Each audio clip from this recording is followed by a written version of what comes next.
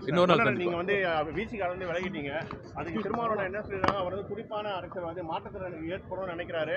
ஆனா வந்து ஒரு கட்சியின் தலைமையின் கீழ் வந்துட்ட பிறகு அதுக்கு ஏற்ற மாதிரி அவர் செயல்படணும்னு சொல்லியிருக்காங்க. இதை பத்தி எப்படி பாக்குறீங்க? இல்ல, தலைவருடைய வார்த்தைகள் வந்து எப்பயுமே நான் வந்து கட்டுப்படுறேன். அவர் என்ன சொல்றாரோ அவருடைய அவருடைய வாழ்த்துக்களையும் அவருடைய அன்பையும்